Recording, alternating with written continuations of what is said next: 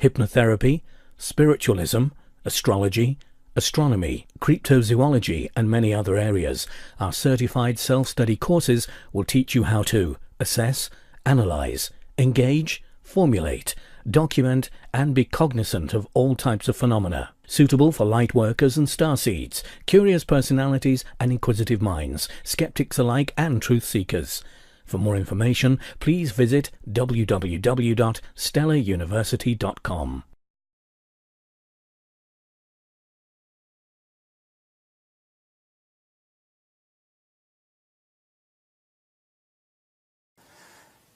Then, in October of 1973, I'm dating myself, I know, I was 18, I was up in the mountains of North Carolina, and I was sitting up by a fire tower up on Rich's Mountain at about 5,000 and some feet up in the Blue Ridge. And I was in deep meditation, and suddenly, after the meditation, I realized I wasn't alone. And there was I thought it was a deer that had beautiful almond-shaped eyes that was standing on its legs. I was an 18-year-old kid. I didn't know what this was. But it was an extraterrestrial life form. It touched me on my right shoulder, and all of my hair stood on end. Sort of like, and that's when I had a lot of hair. And it was this beautiful experience. And with that, I sort of like shifted out of space-time with this being in space with them. And it was in space. It was beautiful. And so began the experience of me using consciousness to make contact with these interstellar beings. And I began to experiment with it. So here I am, I'm an 18-year-old college student, and I'm experimenting with this, and every night that I do it, the National Park Service rangers and people are reporting UFOs being seen all over the area, and this big wave of UFOs start. And I realized that this really works, that you can go into quiet mind, remote view these civilizations wherever they are, using consciousness to see, set up a vector, like a landing vector if you're flying into LAX, that we do electronically, but you do this with thought, show them where we are, and ask them if they're able to come and interact with us. Now, they're not puppets on a string, but more often than not, something will happen. And so I didn't know what to do with this. I'm 18 years old, and I go, well, this is all very interesting, but kind of strange. And then I go on doing other things. And in 1990, I was basically visited and asked to start this entire effort, the CE5, Close Encounters of the Fifth Kind initiative. And the reason for it was that I later learned that there were a group of world leaders in November of 1989, including Papa Bush and Perez de Cuellar and a whole bunch of people who wanted to end the secrecy on this subject, but not in a way that was very conscious. And as an sort of result of this, and then the aftermath of it, something happened that shut that down. And when I had the meeting some years ago with Prince Hans-Adam von Liechtenstein, who's the Crown Prince of Liechtenstein, prior to a meeting with him, he had sent me a letter and said, Dr. Greer, you won't be able to do disclosure or contact, but not for reasons you think. I said, what? But I don't want to talk about it. I talked to him on the phone at his castle. But he says, well, I'm going to come to New York, let's meet. So we met. And what I discovered was that he and the other people who had been planning this in 1989, now remember this is over 25 years ago, didn't know that within the unacknowledged special access projects, which are the super secret projects that deal with this subject, not just in the U.S., but in Great Britain, Australia, all over. There's representation in every country, China, Russia. It's sort of its own transnational entity that kind of runs sub rosa and beneath the radar of normal governments. That there was a compartment at operation that had been practicing and had perfected the stagecraft of hoaxing contact. Now this is the part of the story that people do not like for me to tell, but you need to know it, and it's controversial, but it's essential if you're going to become someone who has clarity on this subject. Beginning in the late 40s and 50s, experiments began with electronic systems that led to the ability to alter awareness, but also to create life forms that look like aliens but are not. These are called program life forms. And by 1954, October, we had perfected electromagnetogravitics. What am I talking about? High voltage systems with certain resonant fields and certain specialized materials that allow for us to have lift. A UFO, man-made. So man-made UFOs, which began to be experimented with Wernher von Braun and others for Adolf Hitler in the 40s, the OSS, that became the CIA, through Operation Paperclip, brought those folks into our intelligence community and into our early aerospace program and created a whole parallel secret space program that did not involve rockets. So, I always tell people, if you're a rocket scientist, your knowledge is pretty much locked to 1940s. Everything that has been developed since then has been classified. Now, because of this, maybe we can turn off cell phones, thank you. Because of this, there became, as Eisenhower warned, a vast military-industrial complex that was so classified that eventually he lost control of it. And no president since Eisenhower has had operational control over all of these compartments. Now, by the time 1989 came around, there had been probably 100 generations of exponential development of those technologies.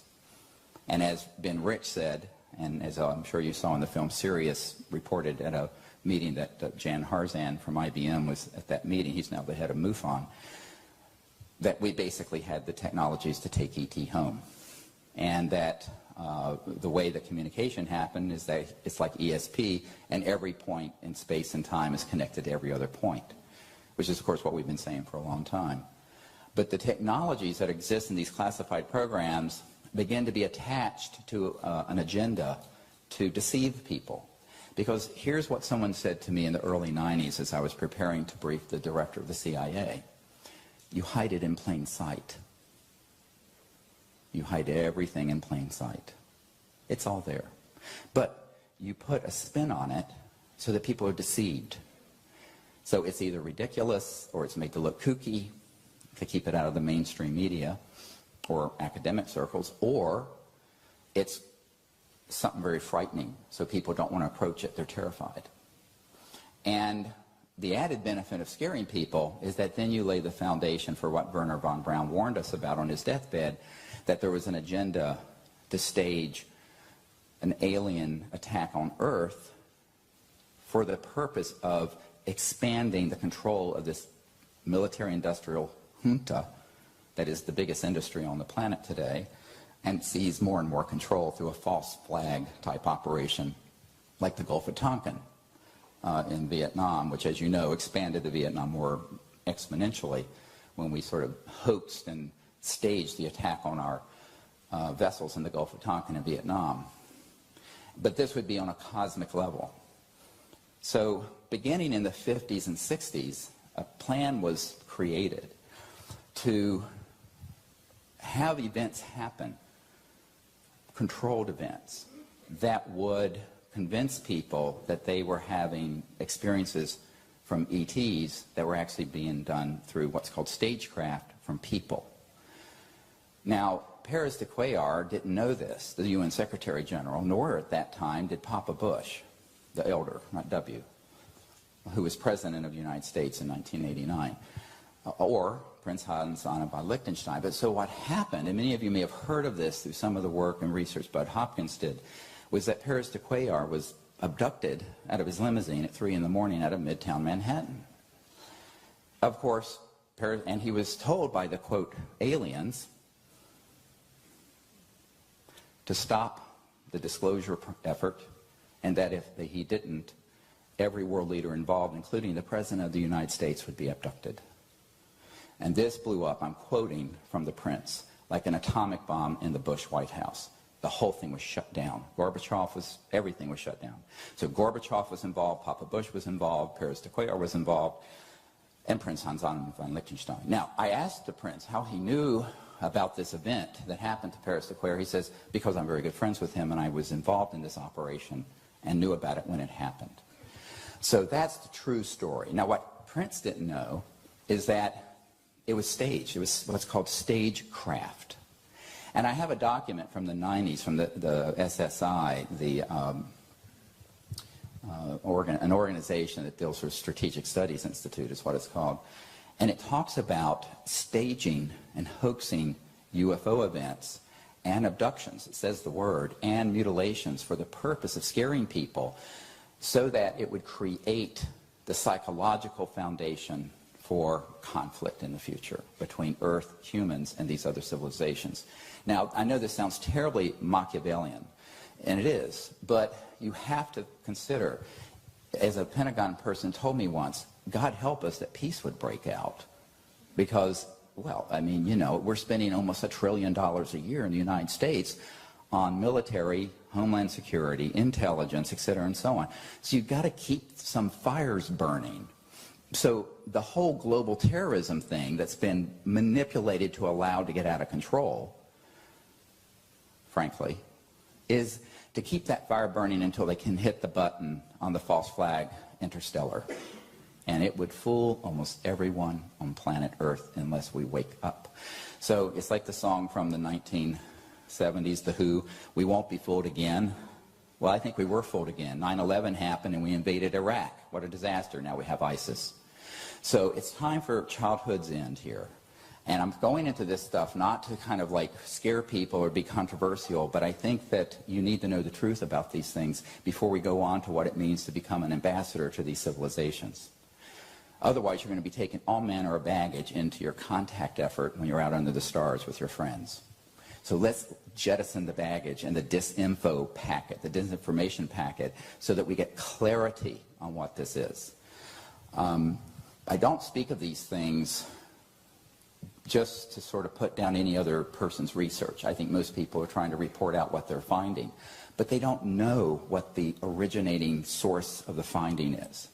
For example, they don't know that EG&G and prior to that Siemens were building the implants that were being put into the people being abducted.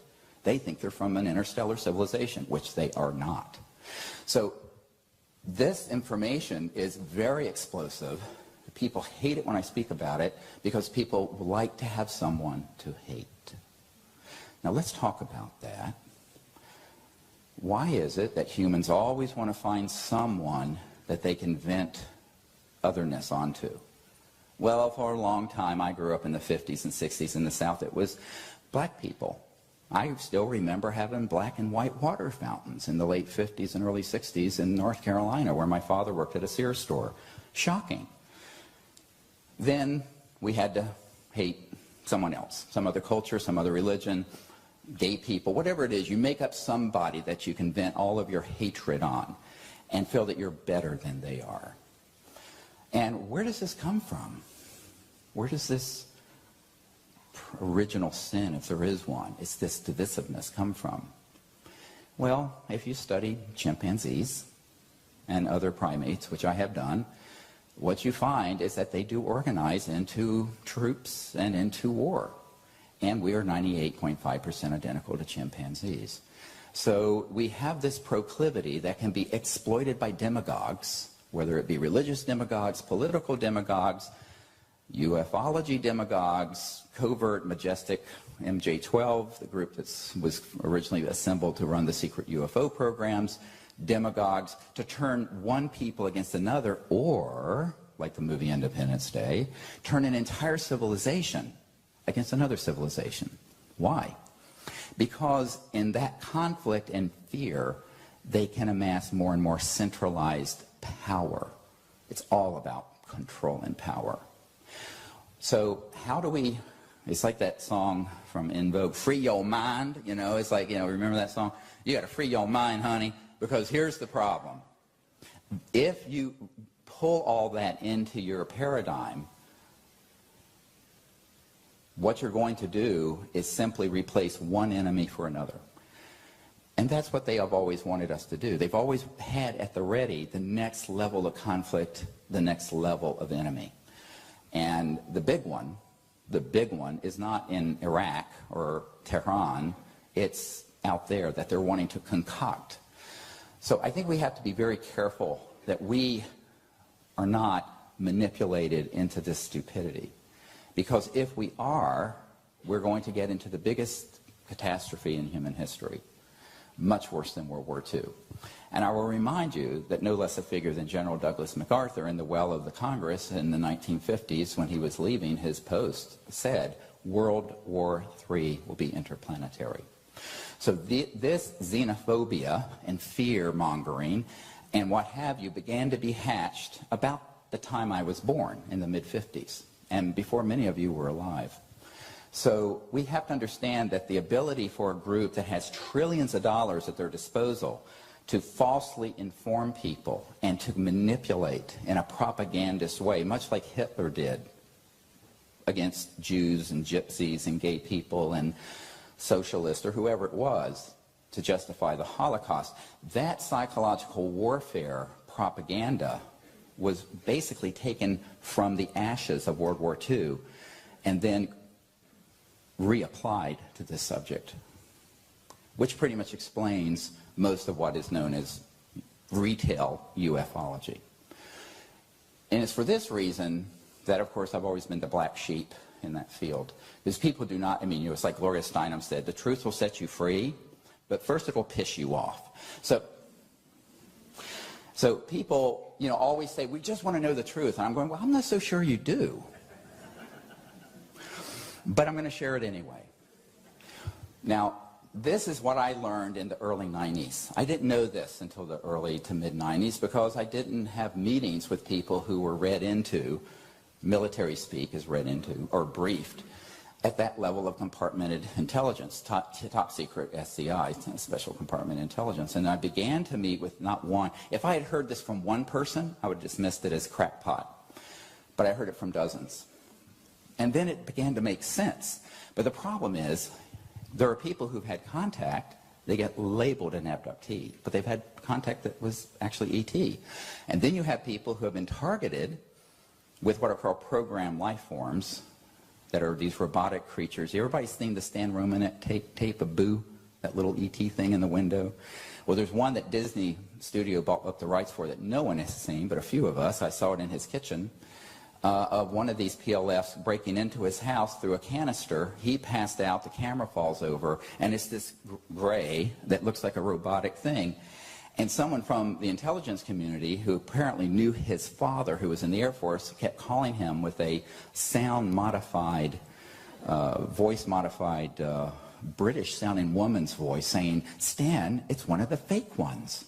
It's one of the fake ones. It's one of the fake ones, over and over again. So when I got to Stan Romanek's house in Denver, he said, what does this mean, a fake one? I said, and there was a MUFON investigator there who was supposed to be an expert on abductions. And I went, well, this is the ones that are being made in the outback of Australia at Pine Gap and at Dulce and at the Dugway Proving Grounds and underground bases, and they are nanobio machines. They're biologicals that are robotic and have integrated circuits in their neural cortex. They're man-made. And they looked at me like, what? I said, you don't know about that? It began to be written about by Martin Cannon in 1988. So this is old news, but somehow it never breaks its way onto the History Channel. It never seems to find its way onto the Discovery Channel. It's Alien Invasion Week on the History Channel, or in the UFO conferences, or on radio shows, where if you talk about this, you will be blacklisted, which I have been. So this is the deepest, darkest part of the secret of the UFO issue, that they have developed technologies that can masquerade as ET that aren't, that there are technologies, as Ben Rich correctly said, the head of the Lockheed super secret skunk works up here in the high desert of California, where we could take ET home. We've had anti-gravity, so-called electromagnetic-gravitic anti-gravity, what have been termed ARVs, alien reproduction vehicles, which is a misnomer because humans started experimenting this before we had Roswell. It got augmented by Roswell. But so we've had that since the 50s. But everyone ignores, now I'm a medical doctor and I have family members who are PhD geneticists from UCSF and other top schools. everyone's ignored the biological. So people think that, well, UFO people get their minds around the fact that there's been some really top secret stuff that's happened with free energy and anti-gravity, but a concomitant level, and maybe larger level, of top secret research has been done on biologicals. Now, because of that, we have to be very careful. In this sense, I guess I'm the biggest skeptic in this room about almost everything that's reported out as a UFO, because the first thing I have to go, after you've ignored people who see Venus or people who see whatever it is rising, or a star on the horizon twinkling, and it is something that is an unidentified object, is it ours or theirs? Is it ours or is it interstellar? You've got to go through that algorithm. First thing, off the bat, boom. Now, most people won't even get their mind around the fact that there are UFOs out there. Never mind that there is a secret Air Force and Space Force that has these technologies. Now, it doesn't mean that we've been allowed to use them as much as some of the information in the UFO media would report. It's not as if we're flying around the cosmos on these things, because Earth is under a relative, shall we say, quarantine until we stop acting like mad dogs. And, you know, in the emergency department, there's something called an involuntary commitment, so that when someone is of danger to themselves or others, they're committed for a psychiatric hold so they don't go out and shoot up a school or do something else. So humans, unfortunately, have not evinced the requisite peacefulness and higher consciousness to be entrusted with interplanetary and interstellar travel. But this has pissed off the classified projects to no end. So it's developed into a little bit of a shooting war that a lot of people don't know about. So here's the next thing I'm going to drop on you. If you're not on the edge of your seat yet, you will be. Beginning in 1940s, we worked on things that might be called in the sort of pop culture Tesla technologies, things that were high voltage systems that created strange electromagnetic effects. And this goes back actually to the late 1800s, mid to late 1800s and early 1900s.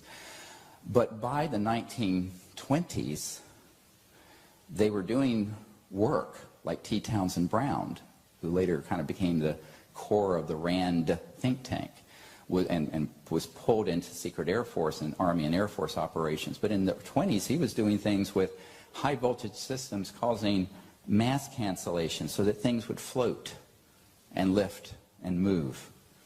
And it wasn't ion propulsion. That was 1920s. A similar level of research and development was going on using communication systems, but also what are called scalar or longitudinal weapon systems. Everything from so-called radionics and psychotronics that affect thought and consciousness to devices that could be weaponized as a burst of energy to interfere with something at a great distance. In other words, something very sophisticated. So when in 1945, a little bit of history here, we're at a school so we can be professorial for a minute, there was a thing called the Manhattan Project out here in White Sands, where we detonated eventually the first atomic bomb, which subsequently the United States dropped on Hiroshima and Nagasaki.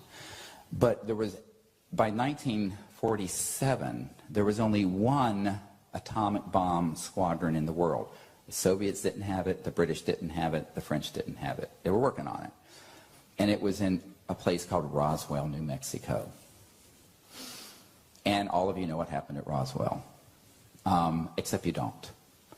You don't go from interstellar distances and just lose your way in broad daylight over the desert of New Mexico and run out of gas and crash.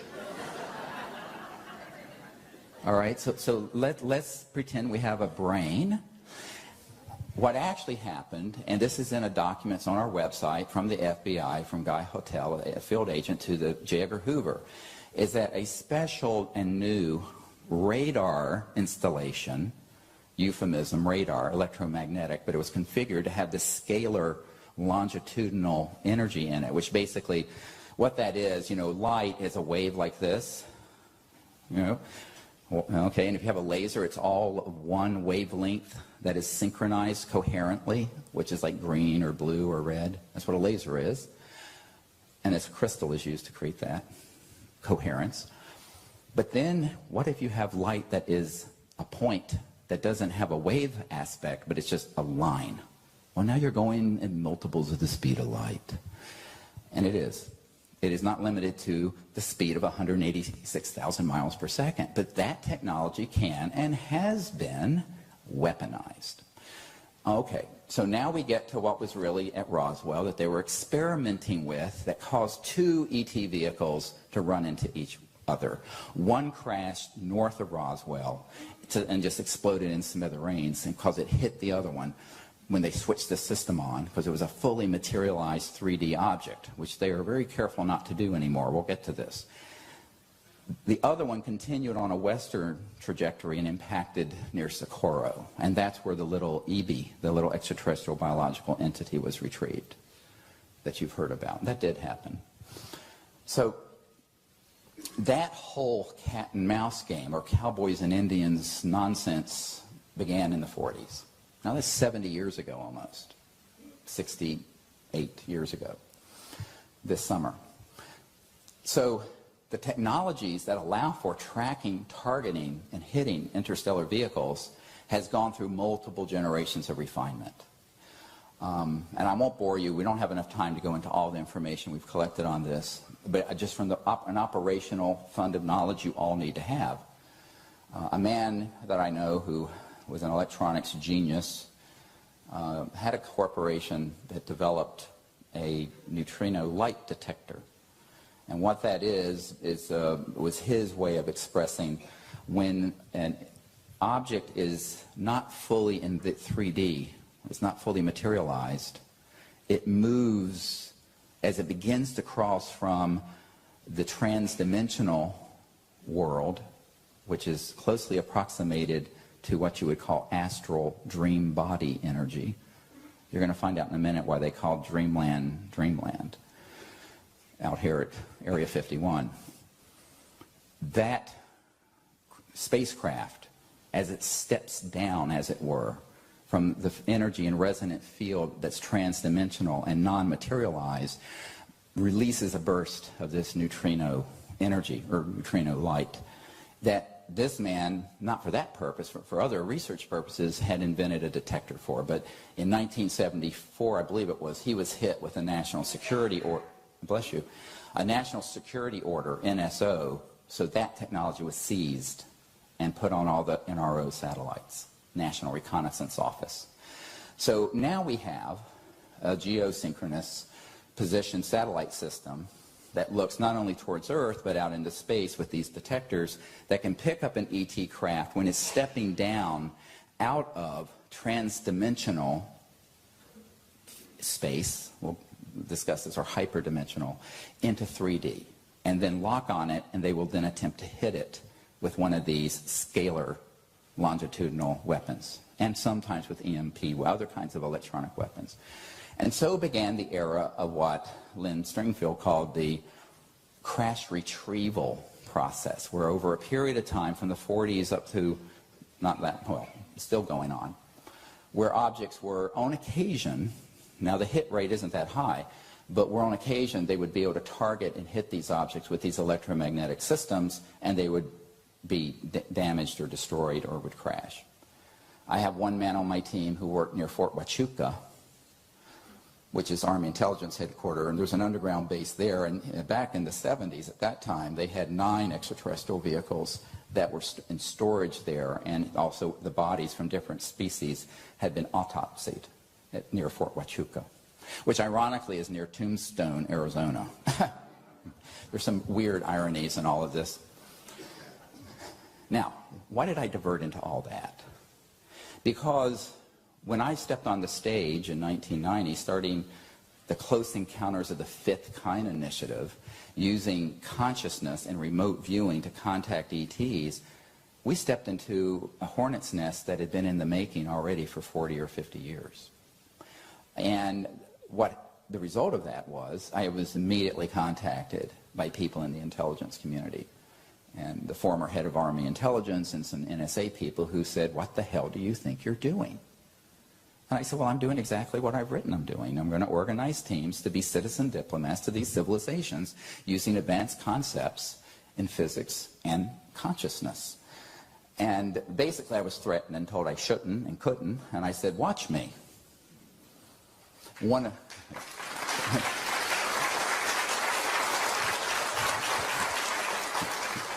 This was my initiation into, so now we're 23 years into me. This was in April of 1992 when this happened to me.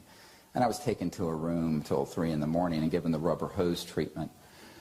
Basically, and I turned to this guy who was on this majority committee for intelligence, Majestic, and I said, look, I'm going to do this. I'm not rich, but I'm a doctor. I don't need your money. I died when I was 17, and I know there is no death, and death is a myth, so I'm not afraid of you. And I figured out the Rosetta Stone of contact, and there's nothing you can do about it if enough people start doing it. And he went like this and looked at me and said, well, you know exactly who this son of a bitch is? This old white-haired guy said, yeah, that's right, I am that son of a bitch. And then I said a few other choice words. Hey, I'm an emergency doctor, not, you know, a new age, whatever. So, here comes the chest tube. Nice. But, you know, I basically said, look, I've done some research on you, and I've got some documents on you that if you get in my way, you'll be in Fort Leavenworth Federal Penitentiary for the rest of your life. So leave me alone. You know, so this is that in 92. For 23 years, I've been dealing with that level of chicanery and nonsense. But the key thing to understand is the thing that launched the Disclosure Project was this. This is what launched all of it. They knew we had figured out the Rosetta Stone where people can be, ordinary people like me and you, forget the government high and mighties and all that, can become ambassadors from Earth to these people. And if enough people did it, this would be their ultimate nightmare because it's decentralized. See?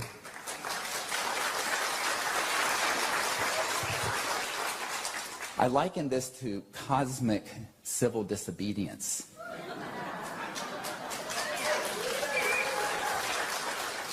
Just like Martin Luther King with the civil rights movement, if you've seen Selma, or Gandhi, or whoever, we're owning our right to be free citizens of the earth, free our minds from the disinformation, go into the future in universal consciousness and peace, and create a time of universal peace for 500,000 years. That's our job.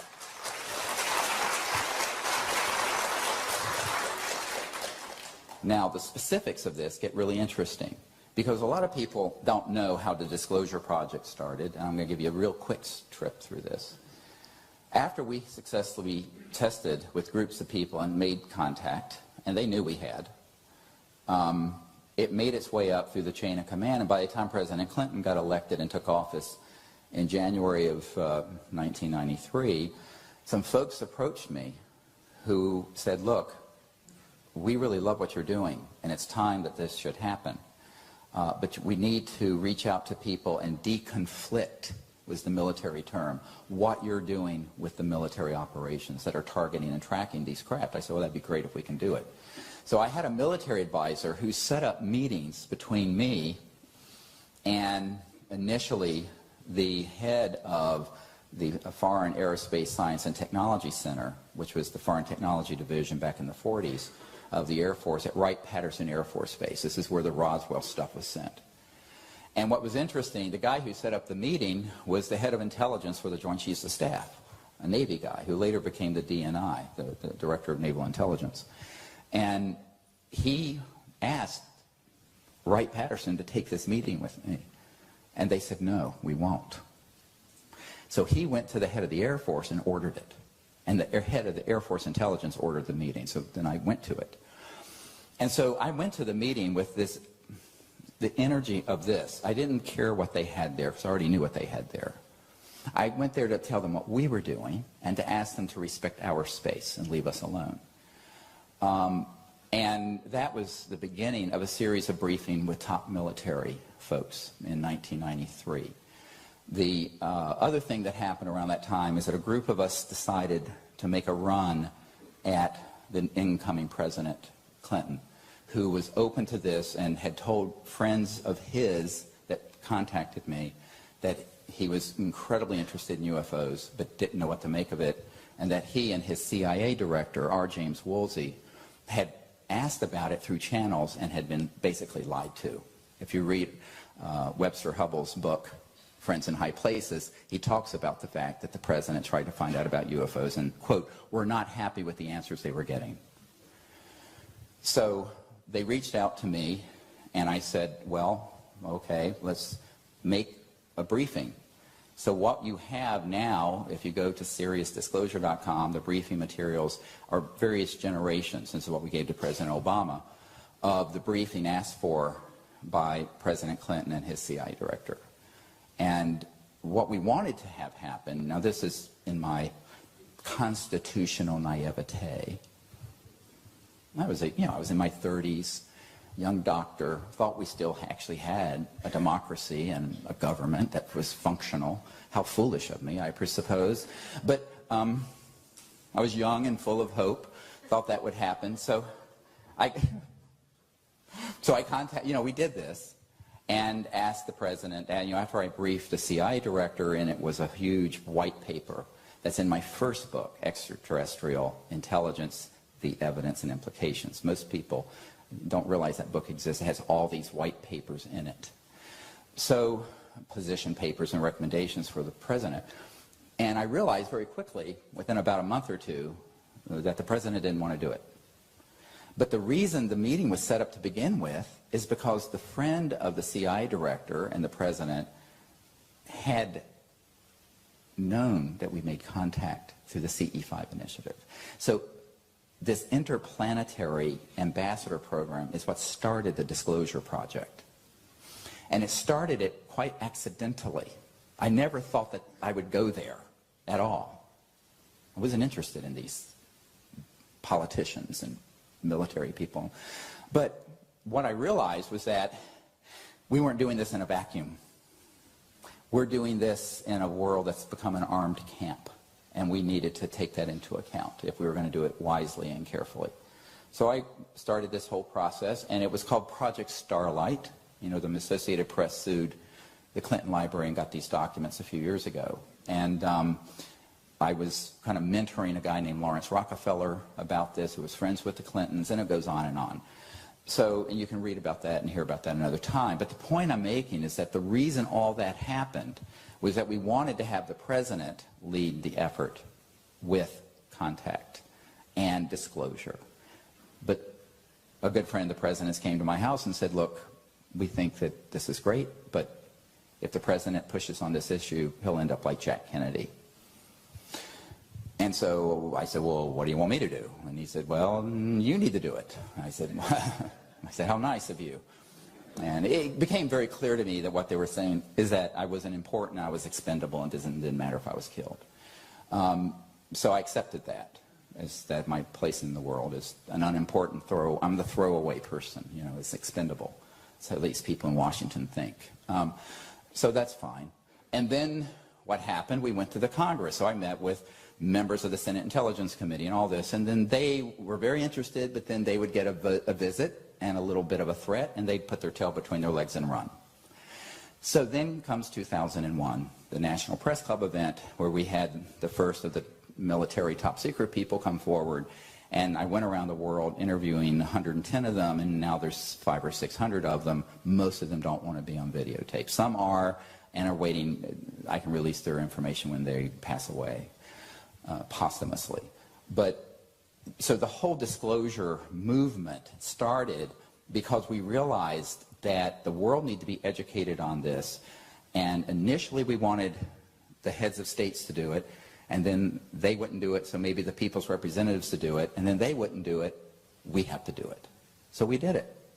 And now 50 to 60% of the population believe UFOs are real, and the government's citing something when it used to be 25%. However, most people don't know the level of granular detail we're going into here today. which you need to know if you're going to be an ambassador to these civilizations. Now, the CE5 initiative was always what was in my heart and soul as the really exciting, beautiful thing to accomplish. To create teams of people all over the world who would go out using this concept in peace to make contact with these civilizations, direct contact. And that's what we did. And so initially it was just a few people, then it was a few hundred people. Now if you get the app, you'll see the whole globe is lit up with little CSETI triangles, and what we call the little logo symbol for the Center for the Study of Extraterrestrial Intelligence. Every continent, virtually every country has teams. By the way, if you want to find who's in your area, you just go there and download the app. It's a free app. It's the etcontactnetwork.com app, but it's linked from our website, SiriusDisclosure.com. There's also a training app that takes you through the remote viewing course, all the protocols and everything that's also available. And there are thousands of people doing that. So now we have teams on every continent and virtually every country doing this. And it's creating what Rupert Sheldrake called the morphogenic field effect. So we're getting to breakout, where you have then thousands, and eventually we'll have millions of people understanding that they can bypass these lame and useless bureaucracies in our governments and just do it themselves. Empower yourselves. And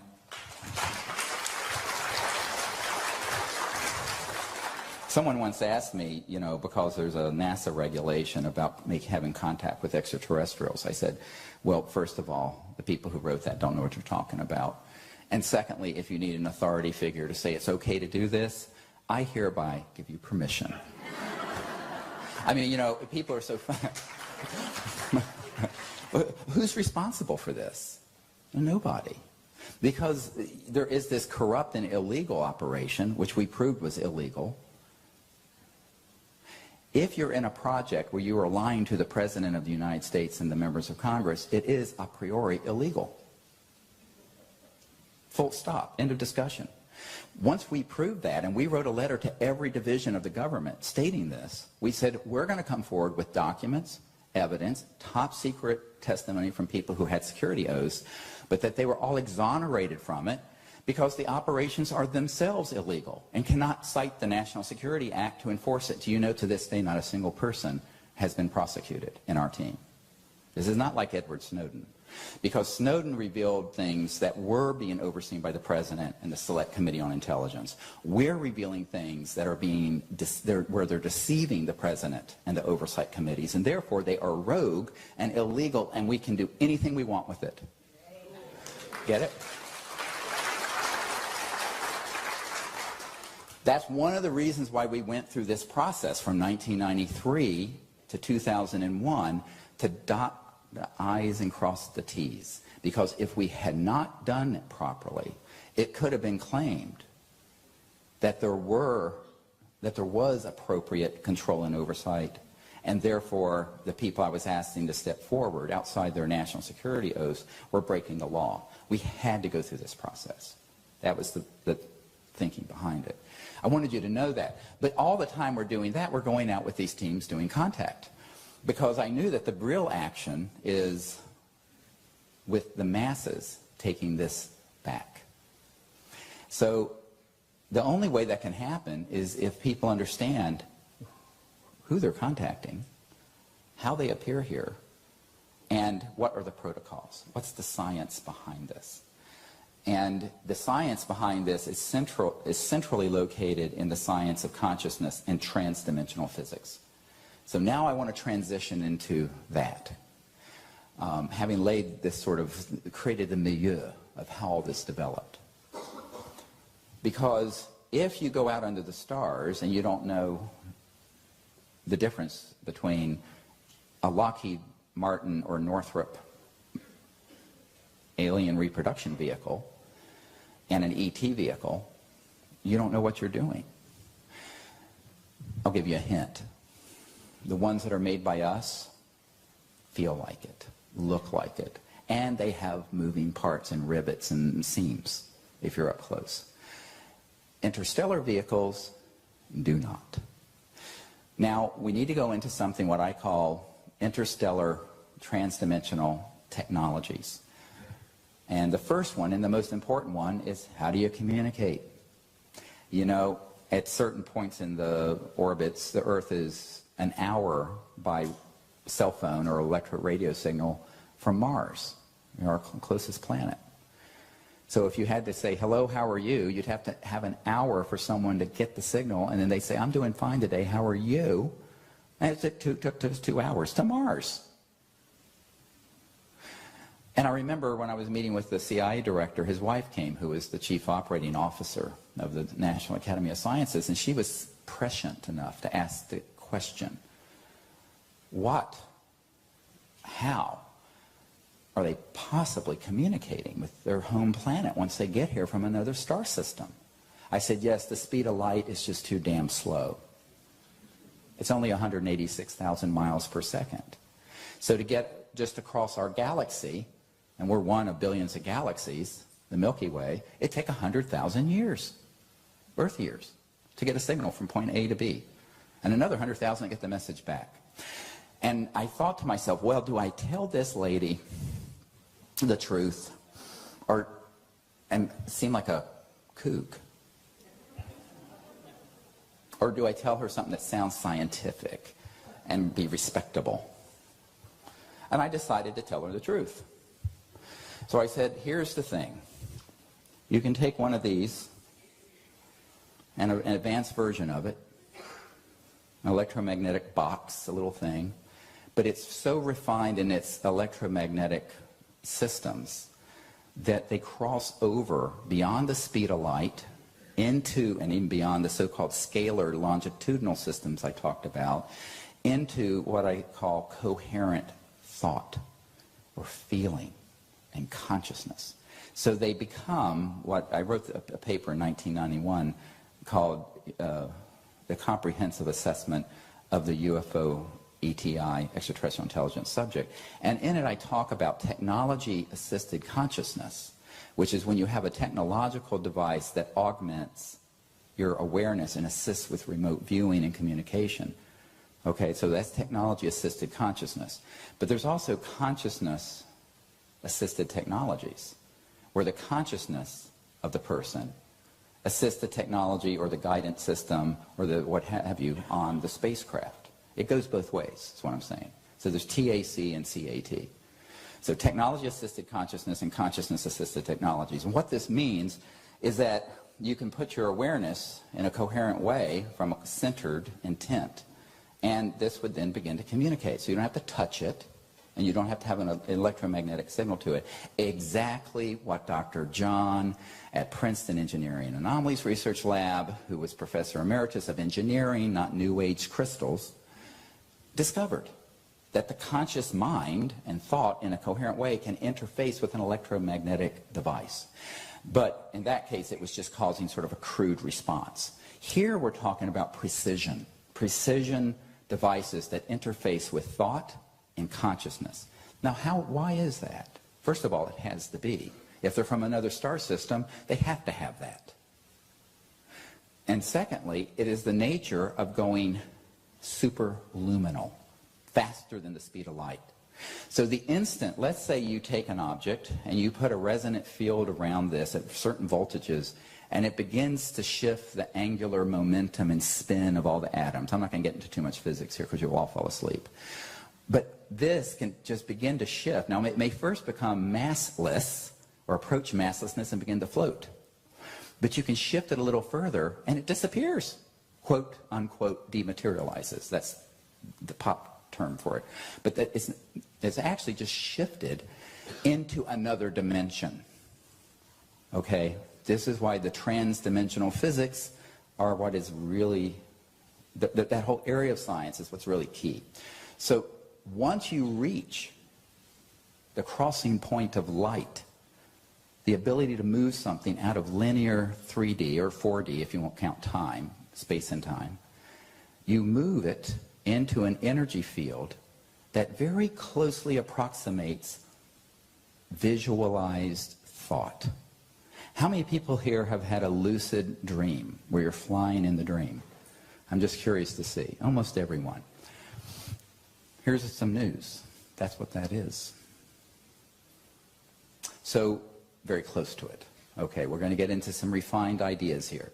So when you are actually in the dream state, and what the Aboriginals in Australia call dream time, you're actually, you're so-called, the mystics called it astral body, but it actually has a physical component. I don't like the term metaphysics. So you just say metaphysics, well, you don't know what it is.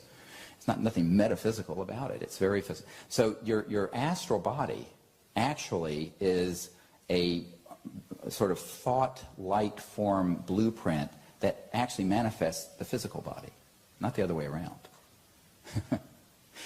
And within that body of light is the thought body, the essence of the thought, essence of what you are. And within that is this field of quiet consciousness. So as it turns out, and many other layers, I'm doing the big ones, it turns out the entirety of the cosmos, not just the universe, but all these other dimensions are folded perfectly like a quantum conscious hologram inside you and you and you, and every single one of us, everyone. So you don't have to go anywhere to see distant places. You go within. Inner space and outer space become one. Does this make sense?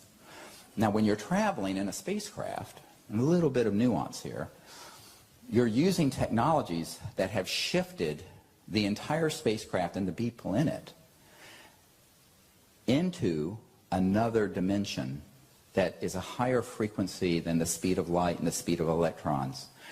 But it's still very much a science.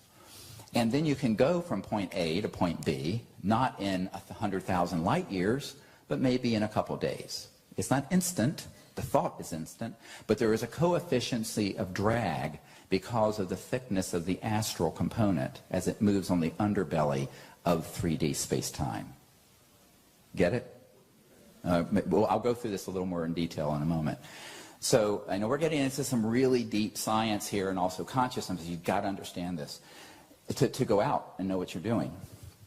Now, what I call the gap, or the interface between 3D, 4D, and 5, 6, 8, 10, 12. People say, how many dimensions are there? I said, how many numbers are there between 0 and infinity? There's an infinite number of gradations and degrees. But there are certain clear points of breakout. Well, a big one is beyond the speed of light. So the crossing point of light requires you to understand the electronics, which in the propulsion system of these craft, they do use crystalline materials and nanocrystalline materials, very high voltages at certain resonant frequencies. They can get lift and they can create a bubble, if they're fully materialized still, a sort of a space-time bubble around them where they can move at 100,000 or 200,000 miles per hour and make a right-hand turn and not kill everyone on board because it's controlled for 1 G. But they can also just be hovering above your house, but shifted beyond the resonant field frequency of electrons and light into this other dimension. So it could be, there could be an interstellar vehicle in this room. You wouldn't see it. You might detect it, and you might be able to remote view it, and we may be able to have some instruments that would pick it up. We'll get into this in a moment. Is this getting too weird too soon? Okay, in the first hour I wanted to go, okay, so here we go. Now we're going to get into the really weird stuff. So, all right. So what I'd like people to understand for a minute, okay, just visualize, if you will, this, oh, there. Not exactly surgical quality chair, but, sorry, just sewed up your eyelid to your forehead. We have now in our awareness this ability to understand that the mind, the conscious field, which is infinite, omnipresent, and your thought body, that's visual, the so-called astral, and then thought that is beyond the visual, the essence of thought, they're called causality. Paramahansa Yogananda called it the causative universe, the causality, the essence, the seed, essence, knowledge of things. All of this is folded within us. And this is why it's been said by the Sufi masters, thinkest thyself a puny form when within thee the universe is folded. So the entirety of the cosmos, and not just the 3D universe or 4D, but all these other dimensions are folded within the architecture of consciousness. the structure of mind, if you go into quiet, deep states. And this is why so many people who go into the meditative deep state begin to experience and see other dimensions, including those who passed on out of their physical bodies into those worlds, but other strange things, like interstellar vehicles that may be hovering above your house that aren't visible with the naked eye, but pop into your vision, and then start turning on your cell phone and communicating with you. Strange stuff. So, if you're wanting to make contact with these interstellar civilizations, you at least need to move beyond the smoke signals phase of understanding, right? So we're not communicating with each other anymore with smoke signals. We use radio waves. And let's be a little humble here. All of our smartphones, not so smart. They're using technology from the 1800s. I mean, the first telegraph was in 1844, right? You know this? That's all it's using. Now it's been miniaturized and it's, but that's all it is. It's still at the speed of light. Everything that has been developed that is transdimensional in physics, new energy, where you get energy from these other dimensions, including the 0 point and quantum vacuum and what have you, anti-gravity and communication systems that have been developed since the mid-1900s are classified. So let's think about, let's take a big step back. Our cars, the engine, Mercedes, 1888, something like that. Trains, choo-choo trains, mid-1800s. Jets were invented in the 30s, didn't get into widespread application until later, but 1930s. And rockets, 1940s. Atomic power, nuclear power, 1940s. That's it. So do you really believe that there has been no development in physics or science that are in applied physics for 70 years? It's ridiculous. But no one's asking the question. We ride around on the freeway in these clunky things from the 1800s and fly on jets from the 1930s and send people on Roman candle rockets that blow up periodically like the space shuttle from the 1940s or from the Chinese rocket era. There is no reason for us to be living so stupidly on the planet, but we are. But part of it is that we have to become informed of what is out there. And it isn't just free energy devices and anti-gravity, it's the transdimensional physics and the understanding of where consciousness and thought interface with space and time and matter. So you hear this accounts of the adept yogis who have reached a state where they can levitate. That's real. Or where they solid matter can go through solid matter, or where you can materialize an object. All the things that can be done with interstellar technologies from other star systems can also be done with consciousness and thought if you develop it fully. And these are called the miracles. Well, it's only a miracle if you don't understand what it is, right? One person's miracle is another person's light switch. Think about it. Take this to Thomas Jefferson. A couple hundred years ago, near where I live in Virginia, we were Monticello, his house, and it would be metaphysical. It would be fantastic. It would be a miraculous thing. Now we use it with alacrity and actually with no big fanfare, and that's only 200 years of development from Thomas Jefferson's time to that, and that's including the fact that for 70 years, most scientific breakthroughs in development have been seized and are classified. So now extrapolate with a little bit of humility, which humans tend to have a hard time grasping, that we're really kind of half a step out of the jungle, our civilization, just kind of out a little bit. And Saturday night in the ER, not even that. And we call it the gun and knife club, all the shootings and stabbings and clubbings.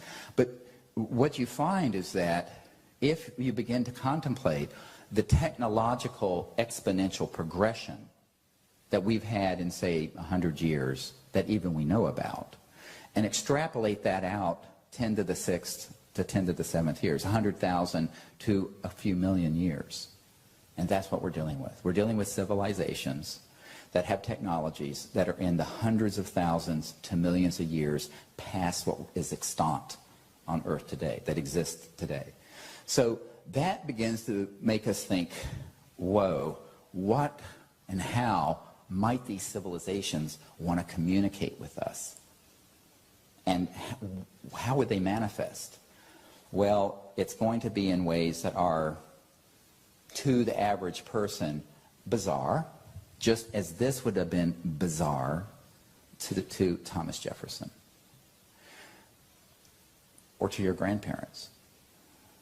So with that in mind, now let's go into sort of an exploration of the sciences, not singular but plural, the sciences of transdimensional physics and consciousness. Because now we're talking about civilizations that, as easily as you and I go down the freeway, go down the transdimensional freeways of the multiverse of the cosmos, and can go from one star system to another and communicate from one star system to another. So their technologies are such that they can be in 3D, or they can be in these other dimensions superimposed within, as it were, or around 3D. And you wouldn't see it with the naked eye. You may only get a hint of it. So sometimes, many of you have had this experience, you'll be having a contact experience, and there'll be just a point of light that goes, bing! What's that? Or something that looks like a sphere, a globe, orb, people call it. Or something that's just sort of a scintillating light. Or something that looks like a heat wave, a field distortion between what should be in the air. That your physical eyes are picking this up. Well, it could be a lot of things, but often when we're out making contact using the protocols that involve the laser light we send up, the beeping tones we send out, and the meditation we do that centers us in deep consciousness, it then carries us into the remote viewing mode. Those ET civilizations will appear around us with all kinds of manifestations and phenomena that are strange. So, for example, you're going to see this in a moment. We were at Joshua Tree National Park, and we were in Circle out in a place called Geology Tour Road. You can go there. 800,000 acre park, 2 hours from here. Go. And we've gone there every year pretty much since 1996. And we're sitting there, and we're in our circle, and we take a break, and I go out east of the circle into the desert. And suddenly I'm with a few people, and this thing the size of a softball or a grapefruit appears right here beside me, fully materialized. And I go, oh, hello. So we go, oh, how nice, they're here. So I'm told we need to get the group back together. So I walk back up to the circle, and we start asking everyone to come into circle. We start hearing on the southeast part of the circle, just outside the circle, a group of people talking in a language not English and not Swahili, an interstellar or some other language. But I have these really advanced military-grade night scopes. And I'm looking, and it's in empty air. But everyone is hearing this, and we hear these voices of an interstellar species talking in the desert. Okay, this is not even the bizarre part yet. So I tell everyone, let's get back into clear consciousness. And a woman who was with me, Raven, I say, take a picture, because they're right there. And I actually pointed out where they were, and we could hear it. She could hear it. Everyone did. This was not some sort of mental thing. And she takes a picture, and in the picture is an interstellar ambassador who had responded to our invitation from the Andromeda galaxy, 2.5 million light years from here, who is hovering outside the circle, waving and turning with this impish smile on his face. You're going to see it in a minute. Now, with the naked eye, all we saw was this thing that would look like an orb. But in the cone of light that you'll see in this picture, which the digital camera could pick up, but our eyes can't, because the digital CCD, or whatever they call light cells, are more sensitive than our eyes, is this interstellar ambassador waving to us. And then we made our circle. And we began to go into deep meditation, and we have these detectors. We have a tri-field meter that is a magnet, and we put it on the magnetic scale, where it picks up on the flux and the movement of the magnetic field around us, which should not move if you're out in the wilderness. And then we have a radar detector, and we have something that picks up lightning bolts if you're a backpacker. But these are all things that pick up electromagnetic energy in different ways. And we have those, and all of a sudden, the detectors start singing and talking. And so for about an hour, this group of ETs go inside the circuitry of these detectors and start communicating. Now, they're not speaking English, they're speaking some sort of mathematical code, which we recorded. Strange? Well, no, this isn't even strange yet.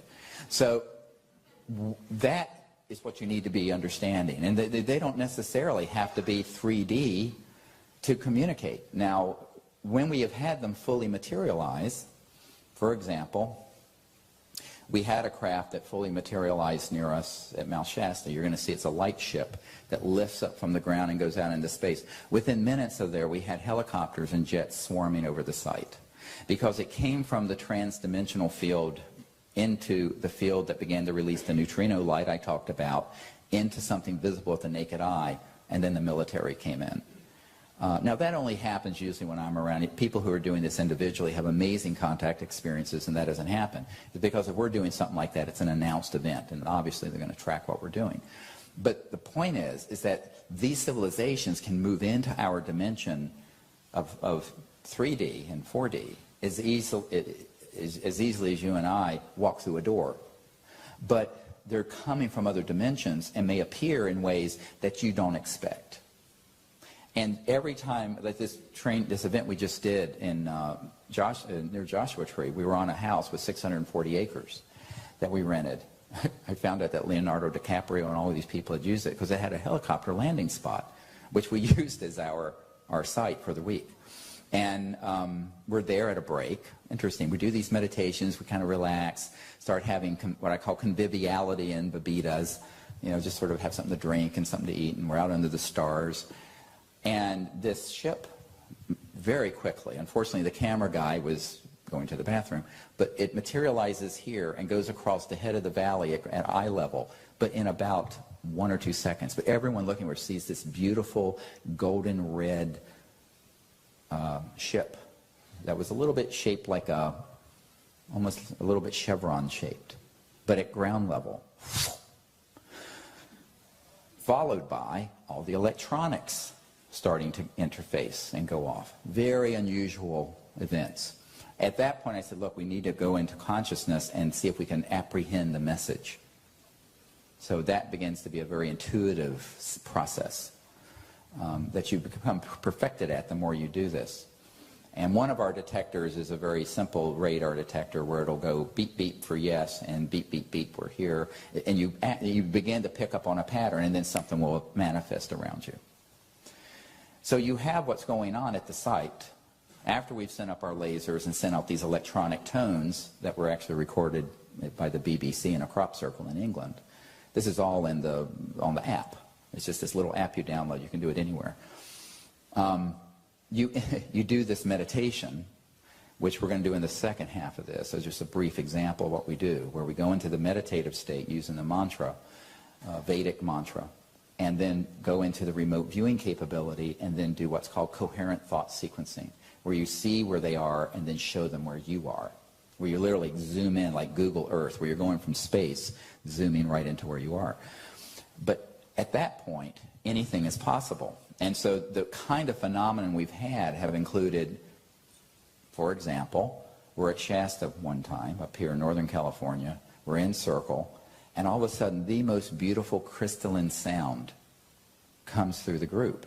Now the recorder we had was just not a very high quality one, so it just picked up this sound, but it sounded like a crystal sound, but it was coming not from one place, it seemed like coming from everywhere. And then it moved. And everyone had their eyes closed in meditation, and every single person saw this spherical spacecraft in their mind, in the astral, move through them and move through the circle while this tone was happening. Very strange stuff, but beautiful, magical. And, you know, everyone's wanting to see something like in Close Encounters of the Third Kind, and that does happen too, where you have a craft fully materialized. But I always tell people, if that happens, it's going to be picked up, and you're going to probably get some jets and aircraft in there pretty fast. So what the ETs have learned to do with this initiative is interface with us on every level: thought, consciousness, sound, light, electronics, tones, and visible, materialized 3D. So I go into this only to prepare people for the fact that there's a multiplicity of ways in which these civilizations, once you set up the correct resonant coherence with your group, will appear. And it may be something that you're just absolutely wouldn't even imagine. Another example, we were up at Blanca Peak in Colorado one year, a few years ago, and there was a man in our group who we were in our meditative state, said, would you do something that just would make me meaningful for me? And he was a sort of a computer nerd and mathematician, and he wanted them to begin to communicate through the Big Dipper, you know, the stars in the Big Dipper, by turning them on and off. Well, you can't turn off stars, but sure enough, there was a reddish glowing object that came into the sky, was sort of sitting by a cloud, vanished, and then one by one, for 23 minutes precisely, different stars in the Big Dipper in a crystal clear Colorado sky went on and off. And sometimes two would be off at a time, or three. Now, I have these really good night scope binoculars. I'm looking, I'm going, oh, there's nothing up there. But they were creating an energy field, and they were using that as a communication. Does that make sense? Strange. So if it's strange, it's extraterrestrial. If it's clunky and just floating across the desert, it's made by Lockheed Martin. All right? Now, that's a bit overly simplistic, but there's a lot of truth to it. There's a very famous producer here in Hollywood who, I'm not going to name who it is, but you would know his name if I said his name. And he went out in the desert with us once, and one of the things that he remarked on was the reason he took an interest is that many years ago he was with someone, and there was this object that appeared that was not quite fully materialized, that was this gorgeous, it was this living, organic thing, and with a light that was just amazing. And he and this person he was with had this amazing contact experience in thought that came to him. But it was visible but not solid. And then a few years later, he was in the Unita Mountains outside the Dugway Proving Grounds, the top secret underground facilities that are there near Provo, Utah. And this thing came along, and they were going to do it, scouting for places for a film they were doing. And suddenly, they saw it, and saw it close enough, and it had rivets, and it had seams. And he says, you know, that just felt like a man-made machine to me. And as he described it to me, I said, oh, it was. It was one of the out of Dugway, which is very much the state of the art, not Area 51. So he just intuitively knew it, but what he described and what I'm describing is what you should be looking for. And when we do these protocols, we find that the ETs will always let us know when they're there. And it may be something that, I mean, on this trip, there were things that happened I had never seen before, and I've been going out for 25 years with thousands of people on teams doing this. And I think we have to begin to think, well, if these civilizations want to interact with us, they don't have to meet our expectations. Maybe they're expecting us to meet theirs. Maybe they're expecting us to go into states of consciousness where we go beyond 3D and 4D and our linear thinking mind and egos into a state where we can actually see them hovering all around us. They've come all these hundreds of thousands of light years. Why can't we go a fraction of that distance? Now, this requires a certain awakening in your understanding of what it means to be a human. But it isn't difficult. And please don't make it difficult.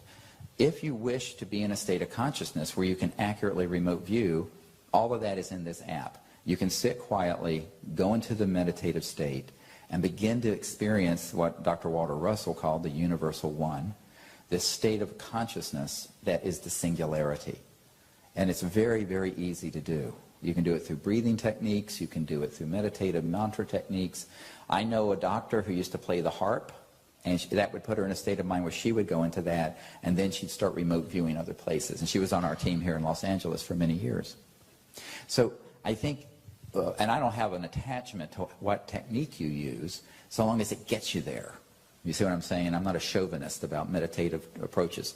I think that we have to understand that if there are 7 billion people on this planet, it's like 7 billion spokes on a wheel.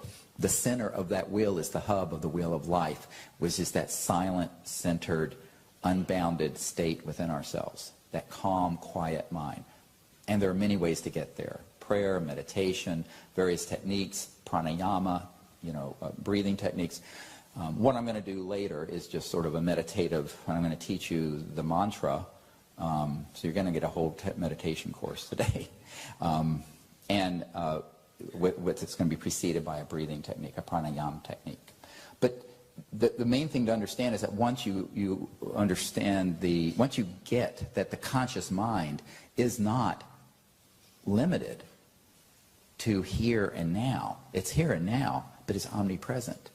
So when you have your lucid dreams, how many people have had a dream of something that then happens a day or a week or a year later? I'm curious. What's called a precognitive lucid dream. How did that happen?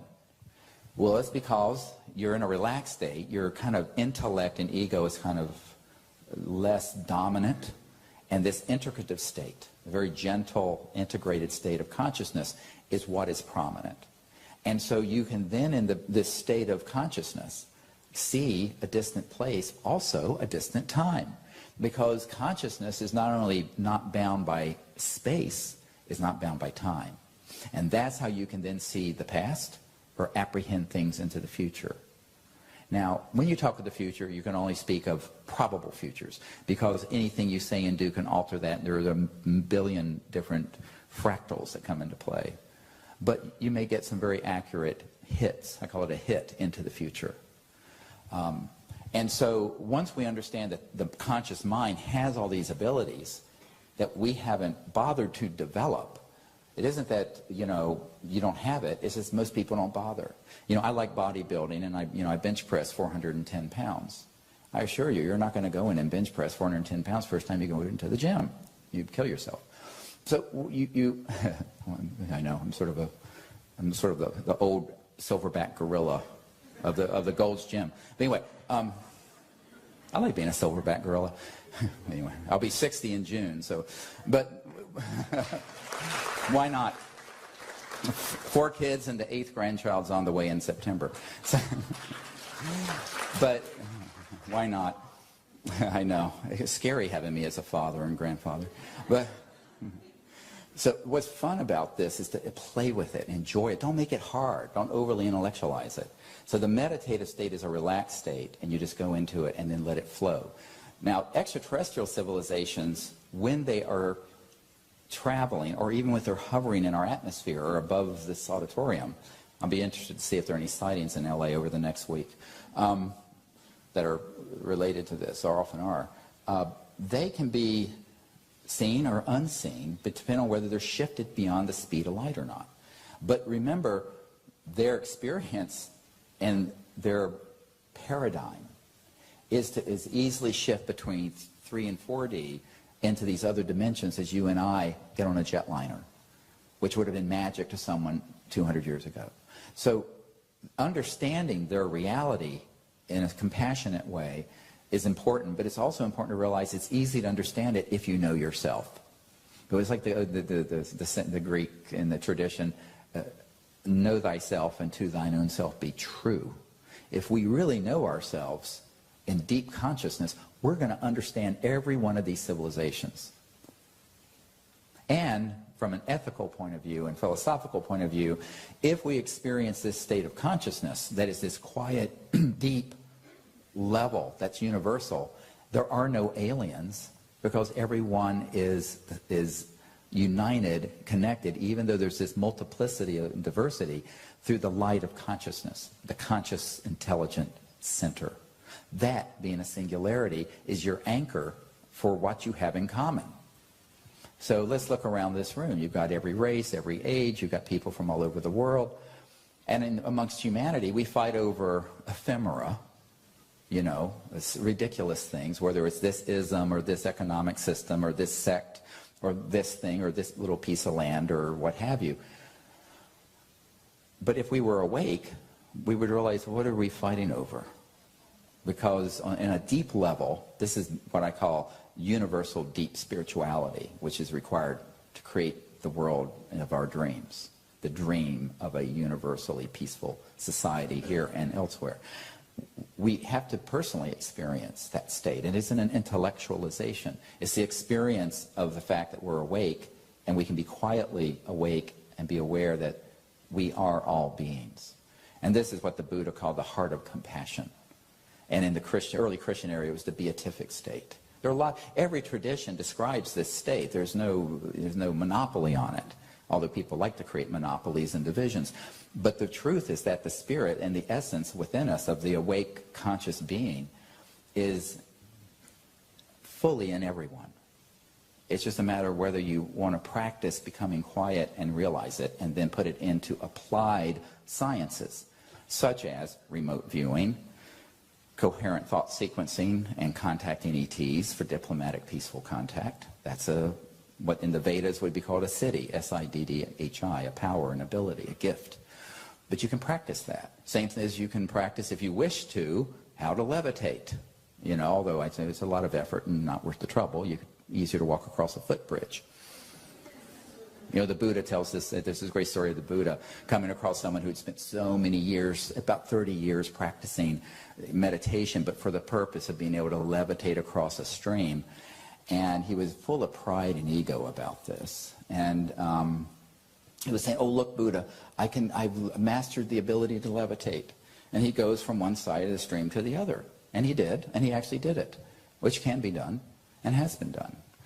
And then the Buddha walks across the footbridge and says, yes, but you wasted 30 years of your life. You could have just used the footbridge. So we want to put our awareness on things that are actually useful in our lives and also useful for the planet. Because if you think about it, each of us are kind of universal generators. But when a bunch of us begin to do something, what Rupert Sheldrake, the Oxford biologist, called the morphogenic field effect, it has a multiplier effect that can alter those that we don't even know or meet because of the power of non-locality of consciousness, the spirit of mind that's omnipresent, which is why intercessionary prayer works, by the way. Now, an interesting little side note to the work of Dr. John at Princeton. He said he found that if there were two people who loved each other or were united, coherent, let's call it, and cared for each other, were to put their mind and agree to what the random number generator would do, it didn't have an arithmetic effect. In other words, it wasn't double the effect, it was an exponential effect. So what happens when thousands of people enter into the meditative state? What kind of coherence and effect does it have in the world, even on people we don't know? It's huge.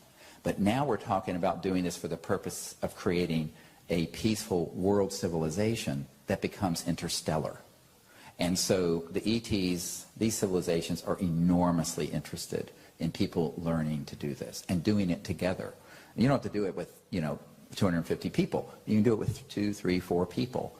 And people will tell you who've been on these expeditions for a week, it happens quite easily once you understand the principles. Does this make sense? Yeah? Let's go through some of these images. I want to play these. If you can play these folks up on the... Now what they're going to do, they're going to dim the light on me, and they're going to dim all the lights in the house. And after this, we're going to take a break, and then we're going to do the meditation. Thank you. So, this is this being I spoke to. This is Bijou, was his name. He's got a yarmulke. You can pause it here for a minute. This looks like a yarmulke. It's actually a teleportation device. It was photographed over the desert. He's not fully materialized. He has looks like night vision glasses here and a concave, like Worf on Star Trek, forehead. It's kind of indented. But look at the size of the cranium from here to here. It's about 4 times or 3 times hours from here to the top of our heads. And when I was communicating with him through these detectors, I said, is your IQ around 450? And it went beep, beep, very bright. This is his nose is hitting the light. It was the cone of light. The orb was in this direction. You'll see that in a minute. This is his mouth, his chest. This is his left hand. His right one is on his and this is one leg and another. And he was, the chairs that we were sitting in were right here, and he was just behind them. We think he was around 4.5 feet tall. This is the most important photograph ever taken in the history of the UFO subject. Why? Because it's not of the machine they're traveling in. It's of an ambassador that's non-human who came to us and greeted us at Joshua Tree. Beautiful. Next. And when we were in Florida a few years ago, these are just samples of the things that happen on every trip. There was this being, and this is sand. It looks like a halo. This is a sort of trans-dimensional energy field. 2 eyes here, a head, sort of a torso, very kind of abstract. But it was a light being that appeared, and we were on the beach, and I saw this shimmering, and I asked the camera person, because I'm 10 thumbs with a camera. You don't want to give me a camera. I'm pathetic. Give me a chest tube or a defibrillator, but not a camera. That's terrible, but true. But so this is what appeared right there in front of us on the sand. This is the sand. These are not photoshopped. This is what they actually look like. Beautiful. Next. And I want to mention this, because in the early days, we went to England every year with Colin Andrews, God bless him, and we went into these contact mode, and our logo of the Sea SETI are 3 circles connected by a line. And this shape was being visualized by us and sent up to the ETs, and we asked them to make this form. Well, of course, if you put it in 3 dimensions, it's a tetrahedron. If you put it into 2 of them together, half merged, you get a Merkaba, which is part of the very advanced technique I teach and have been teaching for a long time. So that's how that happened, though. Now, a member of our team, you can do this at home, we were doing in Texas, and he felt I should stop, and this appeared. Ron Russell's a very famous space artist, and this object appeared very odd, and it appeared materialized and then dematerialized broad daylight. Interestingly, when I was doing a briefing for the French, and the French President Sarkozy's guys who did his briefings on UFOs came to Washington, they faxed me a drawing of exactly this object drawn by someone who had an encounter in 1960s in France. Now this, of course, you probably have all seen, but it's worth noting to have me narrate it. I've mentioned this. We're on the beach, and all these objects start appearing, and we suddenly have one and then another and then another. And this is, of course, the one where you hear the guy, holy damn hot shit. Now, what's interesting is that back in those days, I didn't have this laser. I had a big kind of like spotlight thing we used, and I was making a triangle in the sky, and they moved and made a perfect triangle in response. Meanwhile, around us, we had the electronic devices going off, and these short, luminous, not materialized beings moving in the parking lot, which unnerved some ladies who were there, who hopped in their pickup truck and drove back to Pensacola. And by the way, this event was on the front page of the newspaper in Pensacola the next day, because it was seen by a wide area. Each of these craft were 30, 40 feet across and were kind of blue, but this was an old Hi-8 camera. We have better cameras now, but this is what we had at the time. It went on for about 20 or 25 minutes. Very close. These are not far away at all. So, and it just had gotten dark. It was in March. And what I say to people is that this was a group of folks who had never done this before, who went out. It was just sort of a 1-2 day event, and this happened. Of course, from this event, because it found its way into the media, the intelligence community subsequently found me. So up until this point, I was not off the radar scope, but not so on it. This is a member of our team in Santa Fe. She felt the presence, didn't see it, aimed the camera, and this metallic, seamless object moving probably about they're estimated about 500 miles an hour. We had it analyzed for some people at NASA. And it's just partially in this dimension. You can see it's almost ghost-like, but it's a seamless disk with a bit of a dome on it, moving across the sky. This was daytime. Very close, but not a very large craft. I think it was a short-range reconnaissance craft. Now I love this one. These are just kind of put through here. We're in a cave meditating before the Disclosure Project event.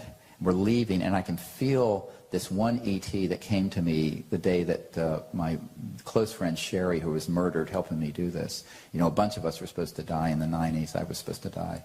And this happened. What is this? Not an artifact. And then the spirit of Sherry was this wash of pink light, but this blue cobalt object appeared right above the cave where we were doing a meditation. And someone took the picture, and it was there. And this is partially in this dimension, but enough that it was quite beautiful. This particular being I call kindness, because she's so kind and so sweet. Oh, this, you need to hear the tones of this. I don't know if you can turn the sound on. This is the one I was talking about at Mount. Yep. And this sound came all the way through the group. It sounded a lot more crystalline than what you're hearing on this tape. This is also in the app, by the way. These tones are all on the app that you can get for your smartphones. And it was like a string of pearls, the way it moved through the group in terms of your visual. But with the naked eye, nothing was seen, but everyone heard this. And we were up in the National Forest there at Mount Shasta. Now, this is just a sample of sort of a phenomenon that happens. This is me with my lightsaber. But, and objects just appear that will then signal to us. And they're quite large, actually. And they will do it over and over again over the course of a night. So we call these cosmic light bulbs, where they're flash bulbs, where they just sort of appear and light up, sometimes bright enough to light up the whole ground around where we're in our circle, and then they dematerialize again. But they're still there. I always tell people that happens, but they're still present in a trans-dimensional way just beyond the crossing point of the speed of light. Stranger still are the ones that appear in the trees or near us in the circle, like these. Boom. Now these are not artifacts. And so this is a night vision monocular, so you can't see the color. Frequently these will be beautiful ruby red or cobalt blue objects. And in fact, Emily and I were there when this one happened, right in the tree. Lights up the side of the tree, and another one. It looks like a localized piece of lightning in front of the tree, but it isn't. So this is what you need to be aware of. Now, what's behind that light? We'll talk about that. Because if you were to go into the dimension that this is emerging from, it might be a massive ET craft that's 1,000 feet across. But all you're picking up in this dimension is its emergence into this dimension. This, you can see it actually rotate up. And then we have these objects. This looks like it's a satellite. It isn't. We go out with satellite charts, and this was at a time of night there were no satellites visible, and it gets very big and then moves over. Sometimes they'll stop and change directions. So these may be very high up in the sky, and then there'll be phenomena that's happening all around us like those other objects. And the main thing to understand is that if they're doing something like this, what they're really wanting you to do, it's like an invitation. Come. Well, how are you going to come? We don't have an anti-gravity vehicle to go there. You go into consciousness and float up to them. You go to them. Does that make sense? Yeah. So here's another one. Often this spacecraft that I call the one that kindness is on, I call her that. She's an ET with a perfectly round head, like a round, and no hair and no outer ears, that I met in Sherry's apartment the night that Sherry passed away. And Sherry introduced me to her in the worlds of light and dreamtime. And every single time we've gone out since then, this ship has appeared. And it's classically blue to blue-white, diamond white. object. Another one. So when you go out, you want to go out with a satellite chart. There are apps for this, or you can print them off from heavensabove.com. And be sure that you rule out satellites, and particularly iridium satellites that can flare up. I've seen a lot of people, and they're mistaking it. Now they're confirming. These are the detectors when we were at Joshua Tree one year. That is a radar detector. And this is the Orion. This is Sirius and Orion. And objects just were coming on and off everywhere. And we're in the middle of a desert with nothing that would make these detectors go off, except it's an anomalous electromagnetic signal. And this went for about 25 minutes the first time. The second time it lasted for 2 hours. And the last chapter of my last book is my attempt to translate all these signals into what they were conveying. It's called Extraterrestrial Contact Countdown to Transformation. That's the name. As soon as we arrived in a circle here, this would happen. Yeah, you did. So just in a few minutes, we have all these objects lighting up like orbs around us in the sky while these detectors are going. Another frequency? Yeah. Yeah. Thank you, yes? The one under my chair There's a beam right here. speaks loudly and There's a softly. beam right here. Okay, so we can go to the next. This is at the Outer Banks. We went there, and this is some of the most fascinating footage. What is this? Broad daylight. We're on an ocean front. We have our whole team. And this object we had seen go into the ocean the night before, and it looks partially in this dimension. It's very fuzzy. Many of you may have seen objects like this, but when you do the contrast for it, you'll see its shape. Here it is. And it was hovering over the ocean very close to the house. The night before, we saw an object that lit up, that materialized and dematerialized, and then materialized, going at an angle into the ocean. Oh my God! That was great. Okay, watch again. We're at our site at Mount Shasta. An object in front of us lifts up right here. Yeah, it's a light ship, transdimensional. The camera guy was amazing that he could track it. He was following my laser. You'll see my laser come in. Here it is. And it dematerializes, but it's almost like inchworming halfway in this dimension. But prior to that, we'd been having a contact experience in our meditation from the beings on this ship. So this is lifting up right in front of the mountain at Mount Shasta. I do recommend you go there if you have the opportunity to practice these protocols. Now these are more of these images. This is just to give you an idea. There's the orb that appeared. This is not a planet. It's right here by the bush. And it creates a cone of light that illuminates all the blankets on the chairs. It was very cold. And there's this weird lit area here. That's this being that once you increase the brightness, you'll see what he looks like. Looks like an angel with the wings, but that's the transdimensional energy field. Makes you wonder if some people have seen the ETs and thought they were angels.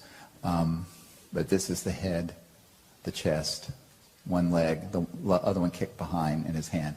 Very etheric, very just barely in this dimension, but enough that the camera got it. But we only saw the orb and heard the voices. Now there were several voices talking in the desert. Most people heard female. There was one male voice, which was this one. This is his chin, top of his head. This side is lit up. This is dark because the orb light energy source is to the left. Does that make sense? So these are around us all the time when we're doing the CE5 ambassador programs. Okay, next.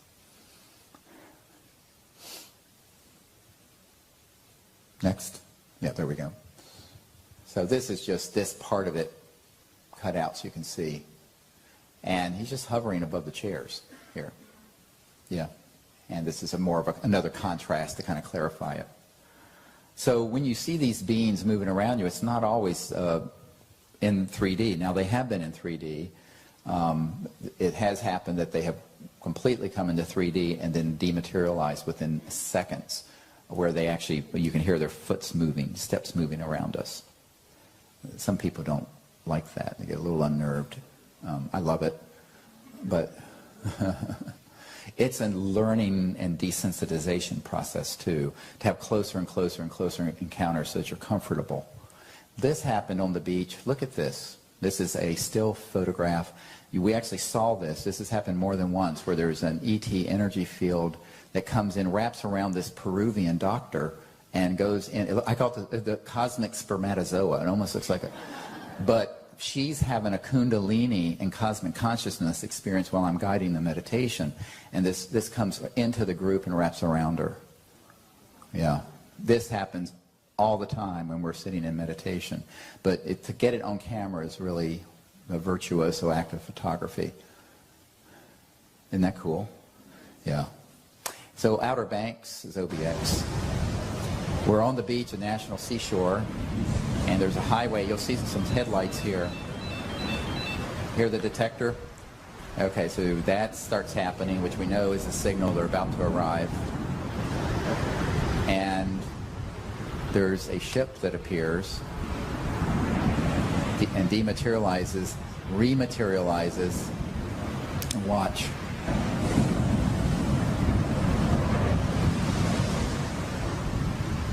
Boom, beep, beep. It was huge. It lit up the ocean. It was orange, golden light, massive, and then it's gone. This is not a satellite. Watch, and now here's, yeah. The people have asked me, how many of these have you seen? I said several thousand. This is not a rare occurrence, but this is beautiful that we were able to photograph this. Watch, nothing there. So it came into this dimension, the signaling with the electronics, it lit up the ocean.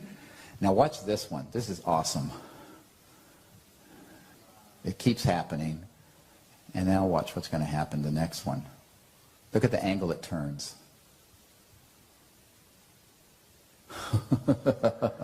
No, and then it signals to us in dematerial. Do you see the angle? All right, these are not satellites or aircraft. But then, what's on the beach with us, making all the tones? And then, you know, is it when they're dematerialized, but they're moving around us, and we'll be in meditation, and they'll touch us on our right shoulder or top of our head. Amazing kinds of contact happen that are very unusual and not what people think. But again, why should they do what Steven Spielberg puts in a movie? They're not limited by Hollywood. Remember that.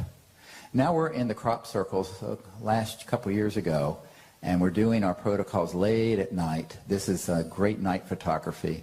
This is very pitch dark. And I had just done a puja, which is a Sanskrit ceremony. And this weird thing floats in over the crop circle and lights up the puja table. This is a detector that's on the table. But this is not. And no one had a blue light out there. And transdimensional objects from ET craft that come in, and this happens very, very close to us. This is one where we're in a crop circle during the daytime. This is my finger. And no one can see this, but I feel it in my heart and my mind. You know how dogs kind of pick up I'm like a big dog. So, and this thing, I could feel him, this ship over here. And I point, and the camera person was astute enough to photograph where I was pointing and got this orb. Brought this daytime, it's not a nighttime photo. That was right outside the edge of the crop circle field. So if you were to pull that into full 3D, it would be a very large craft. I always tell the story of in Belgium, there was a massive 800-foot diameter triangle that was fully materialized, but when it went away, what they left out of the report, the police report, it collapsed into an orb this size and then shot off into space, seen by all the military police, the gendarmes. Those things are left out. Now here we're up on Woodborough Hill, and this comes in. And it's this, it looks like the sun has risen, but it's over the field here. This is the east field where all the famous big, beautiful crop circles had appeared over the years. And this was a couple years ago. Magnificent. You see people turning around trying to look at it. And sometimes it can come and light up so brightly that it lights up our circle like it's daytime. It almost looks like something mythical or mystical. But it's interstellar transdimensional manifestations. Now, we were training the French military to make contact, and this comes in. We're about to do the puja, the meditation, and that's me. And this weirdness happens. What is this? So everyone look, you see people looking, this thing flashed in with the, it almost looked like a multicolored purple thing, but the photograph of it was just this flattened disc-like thing hovering right over there. Yeah. Oh, God, it's very bright. Look at that. Beautiful. These are the big ships you hear about at Mount Shasta. It's like a star now. It's like one of these stars. Mm-hmm. Look how bright that is. So this is 14,200 feet high volcano. And out of these sheer sides, we'll have these light ships these come out. Emerge in and out of this, and it's in that sheer, you know, it's interesting they chose that area because that's so very steep. Yeah, you could never have a person there. You'd fall down. It's a glacier, and at one point we have 11 of these emerging out of the mountain interacting with us. You'll see a photo, and maybe in this series. I mean, we have thousands of these images, and we don't have all day here, but I'm just trying to give you the kind of things that happen on a routine basis when we're out doing the contact work. My sense is that this volcano is sort of like an interstellar base, just like Blanca Peak and up in Joshua Tree, where they come and go out of these sort of kind areas. Of crystalline caverns, and they're transdimensional ETs that have been in there for a long time. So watch this. This thing is right by the fence. We're at this farm. Mount Shasta's here. And this thing comes in and blips. It looks like someone's with a flashbulb camera, but there's nobody there. So now that seems very transient. And it is if you're only sticking with your 3D vision. But if you go into consciousness and see what was the source of that, you're going to then see what's actually hovering, shifted out of 3D. So you say, why don't they fully materialize and just come in and shake hands? Well, maybe it wouldn't be safe for them or us to do that. Look at the shape of this. It's beautiful.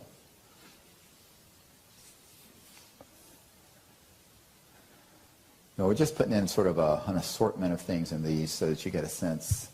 So this happened on the coast of Florida a couple years ago. We were out there, and an object, these are visible with the naked eye. There are a bunch of them. It looked like the Arceti Triangle again. It's this motif that keeps continuing. And over the course of about an hour, there were 300 of these seen. And so we were sitting in circle, and it just kept going and going and going. It was like something in a children's movie for, you know, something celestial, but beautiful place on Marco Island. Okay, let's go to the next series. You can go to the next one. Here you go. So this is really cool. I have some land in Colorado, and this shot up right in front of our group. From the land, you can see the trail of it. Zzz, boom, light ship. You see it? Yeah. Nobody was shooting off fireworks. And look at the stars, very clear. Fantastic image. Now, it's not fully 3D, but it's enough in this dimension you can get the sense of it. It had been in the field with us and was launching off, leaving. Then I went out there, and there's a tree where we put Sherry's ashes. And it was right after sunset, or right around there. And I said, there's a golden object shimmering in the field. And he took a picture, and here was the golden, kind of a golden ship that was partially